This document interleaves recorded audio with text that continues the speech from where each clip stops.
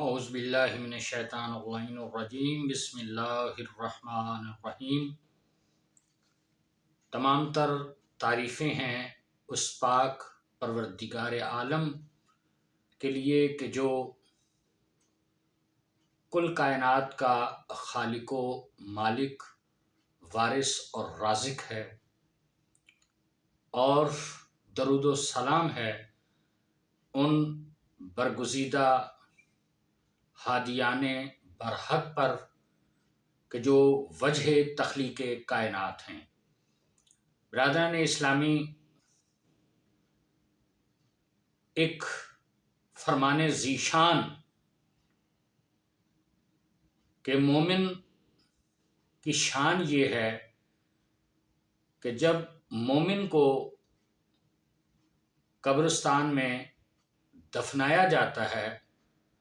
تو اس کے ساتھ آنے والے لوگ جو اس کی نماز جنازہ میں شریک ہوتے ہیں اور اس کے لیے دعائے مغفرت کرتے ہیں۔ نماز جنازہ بھی بذات خود ایک دعا کا نام ہے، تو یہ صلاۃ الدعا نماز جنازہ جب پڑھی جاتی ہے اور اس مرحوم و مغفور کے لیے ایصال ثواب کی خاطر یہ سنت رسول مقبول صلی اللہ علیہ وآلہ وسلم ادا کی جاتی ہے، تو فرمان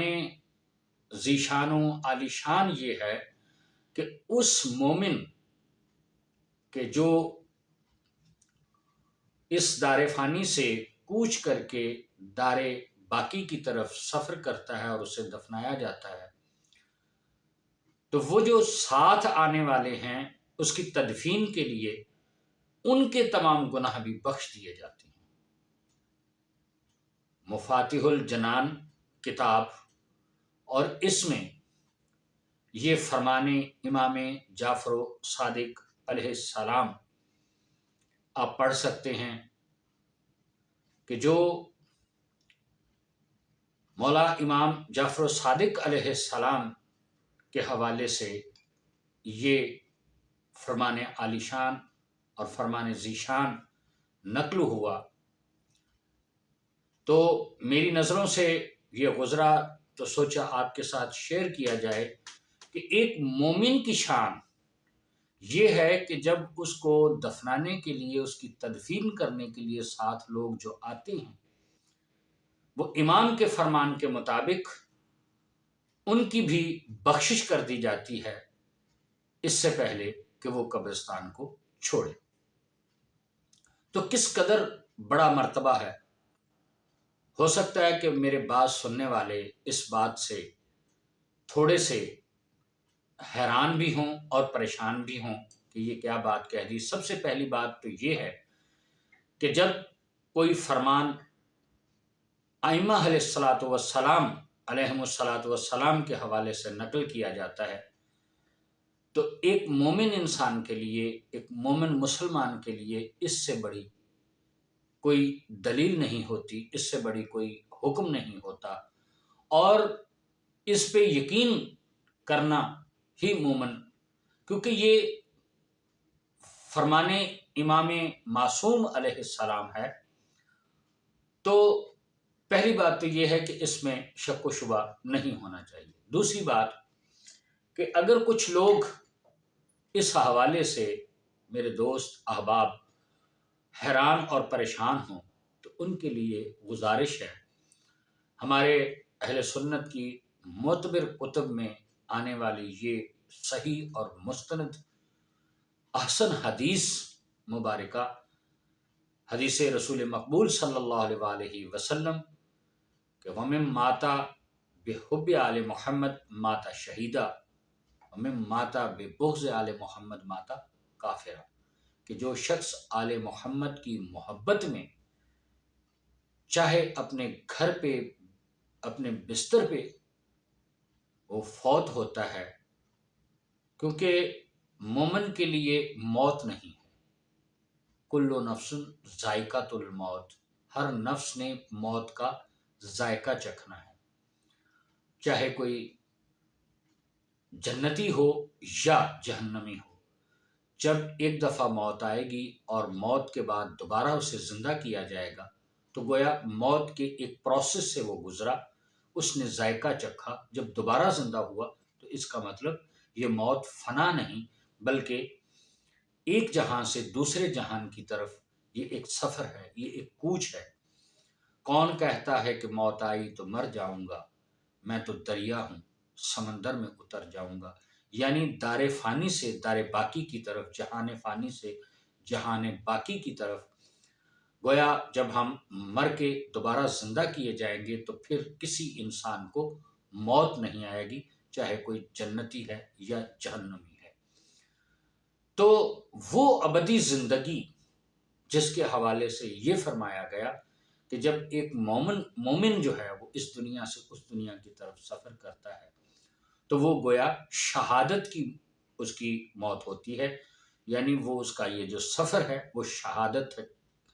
جیسے ایک شہید کہ اللہ کے لیے اللہ پاک اپنے پاک کلام میں ارشاد فرماتا ہے کہ شہید جو ہیں اللہ کی راہ میں انہیں مردہ مت کہو، وہ باقاعدہ اللہ سے رزق پاتے ہیں۔ یہ الگ بات ہے کہ آپ کو ان کو ولا تشعرون، آپ کو شعور نہیں ہے، آپ کا شعور اس منزلت تک نہیں ہے کہ اس بات کی حقیقت کو آپ سمجھ پائیں کہ جب ایک شہید ہوتا ہے، کوئی مومن کوئی بھی مسلمان کوئی شہید ہے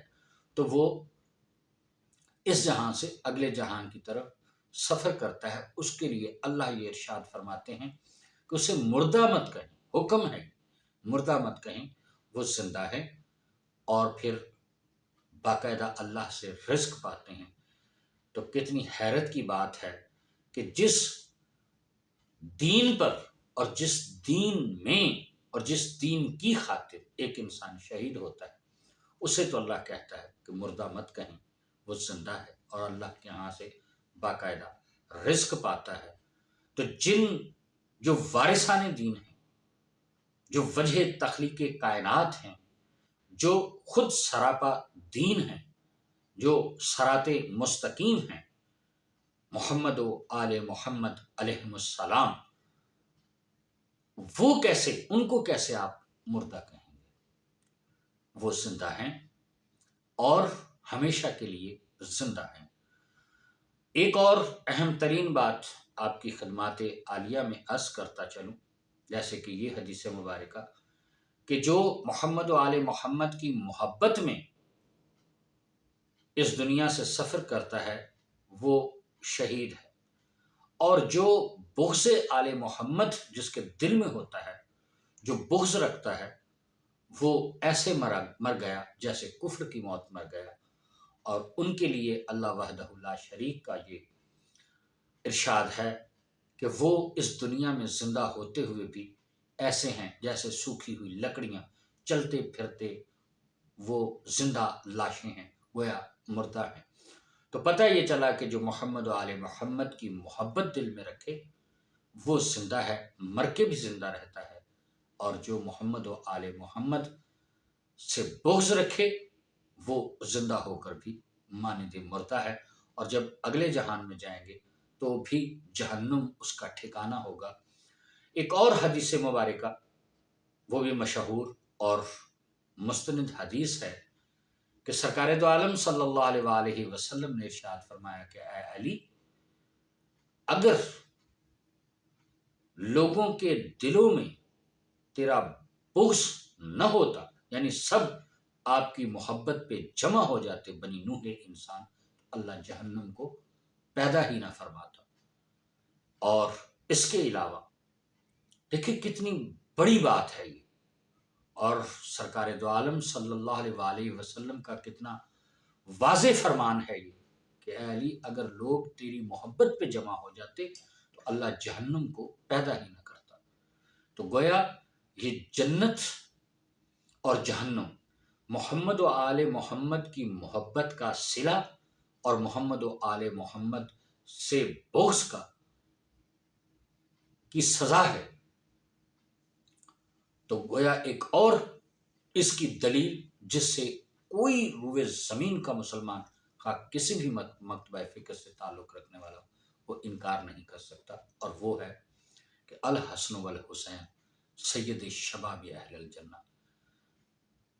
حسن اور حسین جوانان جنت کے سردار ہیں۔ پاک زہرا سلام اللہ علیہا الفاطمہ تو سیدۃ النساء عالمین، وہ کائنات کی تمام عورتوں کی سردار ہیں۔ تو یہ سردار، یہ ان کے شوہر نامدار اور حسنین کے پدر بزرگوار کے بارے میں ارشاد فرمایا جا رہا ہے کہ علی اگر سب تیری محبت پہ جمع ہو جاتے اللہ دوزخ کو پیدا ہی نہ کرتا۔ تو اب جس مومن کو شہید کا اللہ درجہ دیتا ہے تو اس کی مغفرت کے لیے، دعا کے لیے، جنازے کے لیے آنے والے لوگ ہیں۔ تو جب علی کی محبت کا یہ معیار ٹھہرا کہ اللہ جہنم ہی کو پیدا نہیں کرتا اگر سب علی کی محبت پہ جمع ہو جاتے، تو اس علی کے عاشق یا اس شہید یا اس مومن کے نماز میں آنے والوں کے لیے اگر یہ بات کی جائے کہ ان کے گناہ بخش دیے جاتے ہیں، اب امام کے اس فرمان عالی شان کو ہمارے اس بیان کی روشنی میں، اس کے تناظر میں دیکھیں تو آپ کو بات معلوم ہوگی، حقیقت معلوم ہوگی، اور آپ کا دل مانے گا اور آپ کے دل سے حیرت ہو جو پریشانی ہے وہ دور ہوگی۔ آپ کو سمجھ آئے گی حکمت کلام امام علیہ السلام کی کہ جو لوگ مومن کے دعا کے لیے، نماز جنازے میں شرکت کے لیے، اس کی تدفین کے لیے آتے ہیں، انہیں قبرستان سے نکلنے سے پہلے ہی بخش دیا جاتا ہے۔ کیوں کہ محمد و آل محمد علیہ الصلاۃ والسلام کی ذوات مقدسہ ہی وہ ہیں کہ جو وجہ تخلیق کائنات ہیں، جو اللہ کی عبادت ہے وہ انہوں نے اتنی کی، اپنے رب کو راضی کیا کہ اب اللہ نے ان کی تعریف کے لیے، ان کے فضیلت کے لیے، ان کی محبت کے لیے، ان کے مودت کے لیے سرکار دو عالم صلی اللہ علیہ وآلہ وسلم، محبوب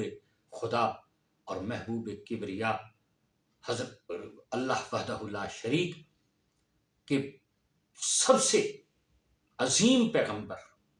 اور جو آخری پیغمبر جن پر سلسلہ نبوت ہی کو ختم کر دیا گیا، بلکہ میں تو یہ کہوں گا، مجھے اجازت دیں کہ سلسلہ نبوت کا آغاز بھی انہی سے ہے، انجام بھی انہی پہ ہے، کیونکہ یہی تو وہ ہیں کہ جن پر ایمان لانے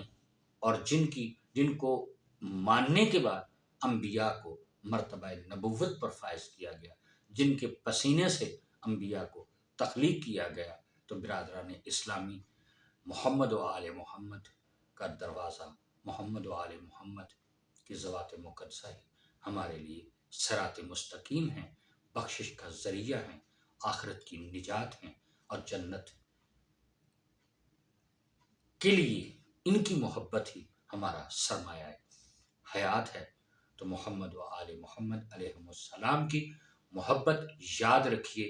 قرآن کے حوالے سے محمد و آل محمد کی محبت اجر رسالت ہے، دین کا اجر ہے، یہ قیمت ہے محمد و آل محمد کی محبت اور مودت۔ یہ جو آپ کی عبادت ہے، یہ آپ کی اس حوالے سے کہ وہ محمد و آل محمد کی ذوات مقدسہ کہ جو مظہر صفات کبریا ہیں، جب وہ بھی سجدے میں سر رکھ کے یہ کہتے ہیں سبحان ربی العالی و بحمدہ، سبحان ربی العالی و بحمدہ، اور اللہ اکبر وہ فرماتے ہوں، تو پھر آپ سمجھ جائیں کہ جو ان کا ماننے والا ہوگا، محبت رکھنے والا ہوگا، عقیدت رکھنے والا ہوگا، وہ کیوں کر اپنی بندگی کا، اپنی ابدیت کا اقرار نہیں کرے گا اس معبود حقیقی کے سامنے کہ جن کے سامنے ایسی ہستیاں جھک گئیں کہ جو سراپا نور، جو سراپا ہدایت ہیں، اور جن کو کوئی نہیں جانتا کہ وہ کس منزلت پر فائز ہیں، اللہ کے ہاں ان کا کتنا مرتبہ ہے۔ کافی ہے، میں نے کل بھی یہ حدیث آپ کی خدمت عالیہ میں عرض کیا تھا، یہ حدیث کہ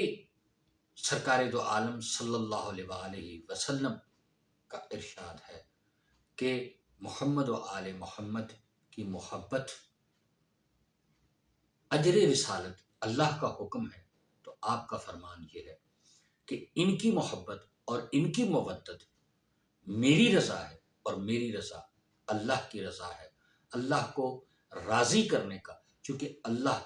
تمام ایسی جو کیفیات ہیں، جو صفات ہیں ایسی، ان سے مبرہ اور پاک ہے جو انسانوں میں پائی جاتی ہوں، مثلا نیند کا آنا، انسان کا مجسم ہونا، اور انسان کا خوش اور غمناک ہونا، غصہ ہونا، یہ صفات ہیں جو اللہ ان سے بے نیاز ہے۔ تو کیسے پتہ چلے کہ اللہ آپ سے راضی ہے؟ یہ محمد و آل محمد کو مظہر صفت خدا، صفات خدا اس لیے کہا گیا، ان کی رضا اللہ کی رضا ہوگی،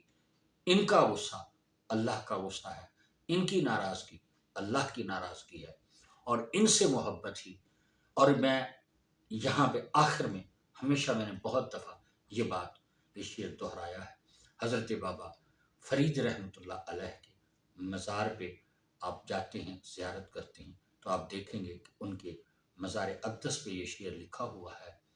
علی دروازہ احمد کا اور در احمد ہے اللہ۔ علی یعنی ایک شعر میں کتنی احادیث وہ بیان کر گئے، انا مدینۃ العلم و علی بابھا، انا دار الحکمہ و علی بابھا، کہ میں حکمت کا در ہوں، شہر ہوں، علی اس کا دروازہ ہے، انا دار الحکمہ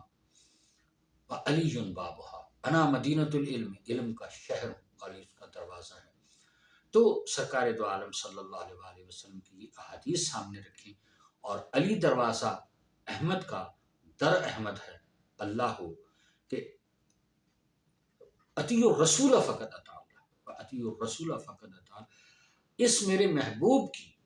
اللہ کے رسول کی اطاعت ہی دراصل اللہ کی اطاعت ہے۔ تو علی دروازہ احمد کا اور در احمد ہے اللہ، علی احمد کا دروازہ ہے، یعنی محمد مصطفیٰ شہر، یعنی مدینۃ العلم کا باب ہیں علی مولا مرتضی مشکل کشا۔ تو شہر علم تک پہنچنے کے لیے باب شہر مدینہ، باب مدینۃ العلم علی کے ساتھ ہے، تو اس دروازے پہ آنا پڑے گا، علی کے دروازے پہ آنا پڑے گا۔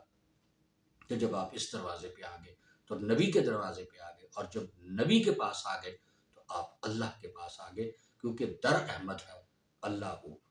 علی احمد ہے اللہ، علی احمد ہے اللہ، اور علی ہی تو احمد ہے، انا و علی من نور واحد، میں اور علی ایک ہی نور سے ہیں، اور علی دروازہ احمد کا، در احمد ہے اللہ، علی احمد ہے اللہ، علی احمد ہے اللہ۔ یہ ولی کامل بابا فرید رحمۃ اللہ علیہ کے مزار پہ یہ شعر لکھا ہوا ہے۔ اللہ تعالی ہم سب کو محمد